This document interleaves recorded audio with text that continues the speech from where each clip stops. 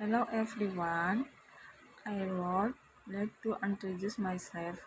My name is Riani Ratnaningsih. You can call me Ri or Yani. I am student from Pancasakti University Bekasi. I am I am 28 years old. Here I will discuss about verb and noun adalah kata benda yang mengacu atau merujuk pada tempat, benda, orang, peristiwa, bahkan hingga kualitas. Di sini ada beberapa fungsi noun. Noun sebagai subjek. Noun sebagai subjek bisa digunakan sebagai kata kerja yang berpasangan dengan kata kerja. Contohnya, Lala cooks and noodles. Artinya Lala memasak mie instan. Nama Lala di sini merupakan noun sebagai subjek yang diikuti kata kerja masak. Terus yang kedua ada fungsi noun sebagai objek. Contohnya fungsi noun sebagai objek, kalimat noun Lala cooks and instant noodles sebenarnya mengandung noun objek. Instant noodles di kalimat itu termasuk ke noun.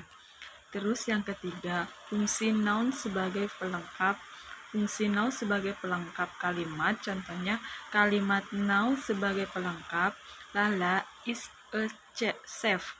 Chef adalah noun karena melengkapi kalimat tersebut.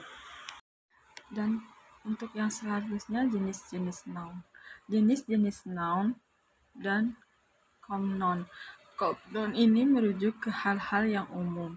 Contohnya kayak cat, plant, city. Proper noun merupakan kata benda secara spesifik, nama seseorang atau binatang peliharaan. Contoh dari common noun misalnya kayak kata cat. Spesifik dari cat ini bisa diubah jadi nama kucing.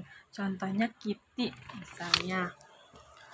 Terus yang kedua, countable and uncountable noun. Countable noun adalah kata benda yang bisa dihitung. Contohnya people atau orang, fruit atau buah, animal atau binatang. Uncountable noun adalah kata benda yang tidak bisa dihitung. Contohnya seperti salt atau garam, water atau air. Singular dan plural noun. Singular noun adalah kata benda yang merujuk ke orang, benda, atau tempat jumlah yang jumlahnya cuma satu. Contoh singular yaitu anjing, dog, food, atau makanan, sampai house atau rumah. Intinya jumlah singular noun ini cuma satu. Plural noun merupakan kata benda jumlahnya lebih dari satu. Contoh dari plural noun beragam, mulai dari dogs, foods, sampai houses. Intinya jumlah dari noun di sini lebih dari satu. Biasanya adalah ditambahkan dengan s atau is di belakang katanya. Concrete dan abstract noun. Concrete noun merupakan kata benda yang mempresentasikan objek yang konkret. Abstract noun sendiri merupakan kata benda yang merujuk ke kondisi, kepercayaan, sampai konsep. Misalnya, abstract noun ini nggak bisa didefinisikan atau dilihat keberadaannya. Contohnya, love. Love atau cinta ini tidak bisa dilihat pakai mata, makanya disebut dengan sebagai abstract noun. Terus yang kelima adalah compound noun.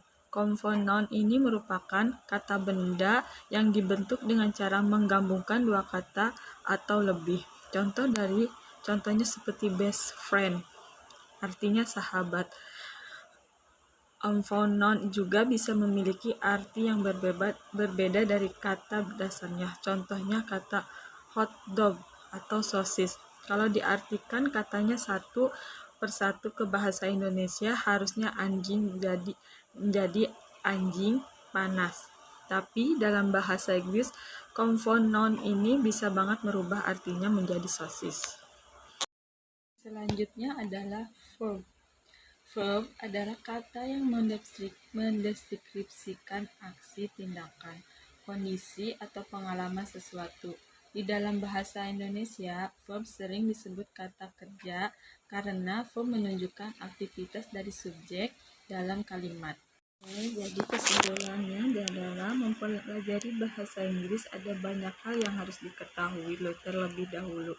Salah satunya adalah bagian-bagian perkataan yang diucapkan atau dalam bahasa Inggris disebut parts of speech. Di antaranya ada nouns, kata benda, adalah segala sesuatu yang kita lihat atau dapat kita bicarakan dan yang menunjukkan orang, benda, tempat, tumbuhan, hewan, gagasan, dan sebagainya. Adjektif ialah kata sifat atau kata keadaan, kata menerangkan kata benda atau noun. Adverb merupakan kata yang menjelaskan kata kerja, kata sifat, dan kata lainnya kecuali kata benda noun dan diganti dengan pronoun. Dengan mengetahui kata-kata dalam bahasa Inggris, baik bentuk, arti, serta aplikasinya diharapkan dapat menjadi salah satu modal dalam mempelajari bahasa Inggris secara baik. Oke, terima kasih. Penjelasan dari verb and noun. Mohon maaf atas kekurangannya. Billahi taufiq wal hidayah. Wassalamualaikum warahmatullahi wabarakatuh. Thank you.